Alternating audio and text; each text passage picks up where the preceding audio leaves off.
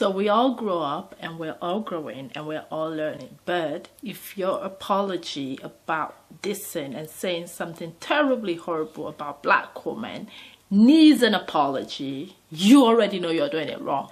Don't go all life matter on apologies. When you offend a specific group of women, apologize to the specific group of women, not to all women.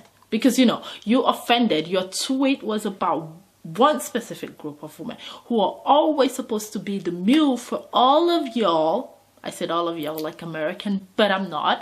But I'm saying, if your apology need an apology, fix it. Fix it. And I feel like it should be the end of black women making snazzy or nasty comment about other black women. This should be the end of it. Let's stop that in April 2018. Thank you very much.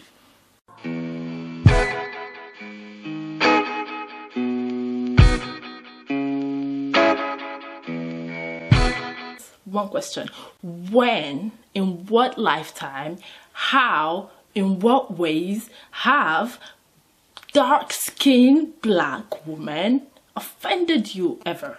Like, what is it that we owe to you? Like, which lifetime have we come and take some, like, do we took something from you? What is it, I'm losing my word, you see.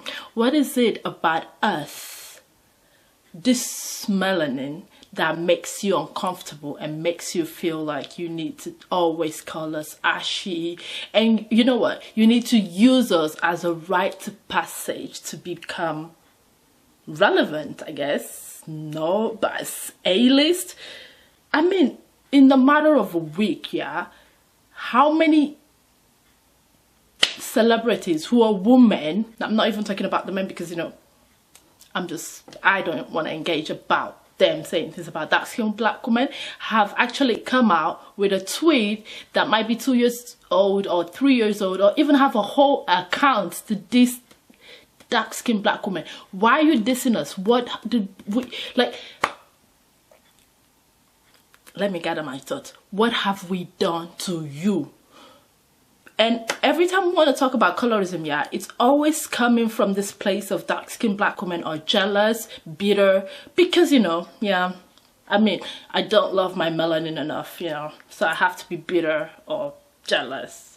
I just want to ask, like, especially with the example of Maya, how do you wake up and go to Stormzy's house because you're dating a dark-skinned, hella dark-skinned Ghanaian man, and go see his mother who is hella dark-skinned, beautiful Ghanaian woman, and then, boom, write things like that on Twitter? Like, how can you even talk about dark-skinned black women like that? Like, I feel like it's also disrespectful of black men who date non-dark-skinned black women when they see what their women are doing, and or their partner or their men, their partners, significant others are doing. And you know what your fave did, right? This is their normal reaction because they always have also been problematic. And I know we've all been problematic, but Stormzy, deleting and deactivating your Twitter account is not the way to go about it. I mean, when you start running, yeah, people know you're guilty. It's just simple. You deactivating your account doesn't mean that people are not going to have this discussion that should be heard. And I was saying, like, I tweeted something and I said, like, whenever it comes to colorism and the issue of dark-skinned black women being always the one at the end of the stick, being always the one called bitter, being always the one called ugly, monkey, whatever. I mean, I love my melanin, but that's what you all call us. You all call us anything else. You all call us ashy. You all call us anything you want under the sun. Any kind of derogatory term you use for dark-skinned black women, whenever we speak up about the experiences that are very negative and traumatizing, we're always called bitter. Or it's always some other black woman, a lot of time, setting up a panel discussion, a lot of time, on colorism, a lot of time, without a black woman.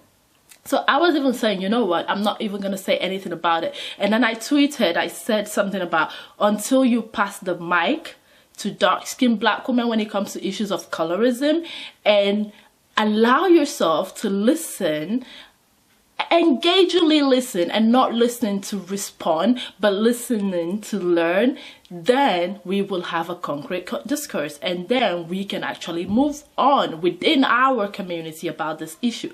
But then I was like, I'm not going to talk about it. I'm just going to ignore it. And I'm like, well, you tweeted that. You might as well just, you know, do a video.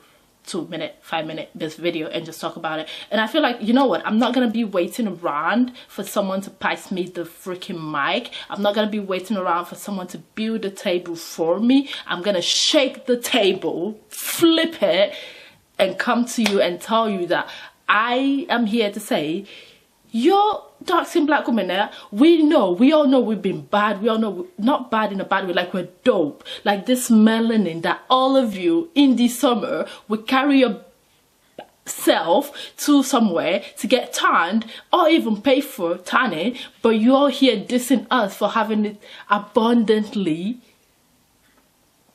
It must be bad for you, y'all. Like how much does it hurt you to I don't know, do you think your proximity to whiteness is a privilege? I mean, it is, I guess, in a white supremacist society, but do you think your proximity to whiteness actually save you from white supremacy? Or do you think proximity to whiteness is something to be happy about? I have a very tip for you. If you think your proximity to whiteness is the best thing that happened to you, read this book, because maybe you get a wake-up call, or maybe you realize that we all are sisters, but you can't be dissing one sister and then go, oh, I love all black women, I'm a proud black woman. No, you can't be a proud black woman if you don't love all black women. You can't be a proud black woman if you're not for all black women. And if you call some black women ashy, you call them that they look I don't even want to repeat some things, because you know what, I don't want to be affirming things that shouldn't be affirming. I affirm that all dark-skinned black women are gorgeous. I mean, that melanin, man, God bless you for all that melanin, and you are blessed with it. And you're just like, stop calling dark-skinned black women bitter and just have the discourse for once, to listen for once. Like, everybody have some internalized, not everybody, most people who are not dark-skinned, or even dark-skinned people, have some internalized anti-blackness in them. And I get it that people are growing, but sometimes you have to be accountable. And Maya Jama should be held accountable for what she says about dark-skinned black women, because it's not even a one-time thing. Like, it's not like she said that and that was it. And I think somebody was so busy going through her old tweets. So I'm just saying, I love that people are bringing people up to the light and just, you know what, this is the person that you all rooting for. A lot of black women rooting for this person. Yeah, that's all I'm gonna say. Stay away from saying derogatory things about dark-skinned black women. If you can't understand dark-skinned black women, it's because you never listen, and we're always gonna be your mule, but we're not your mules.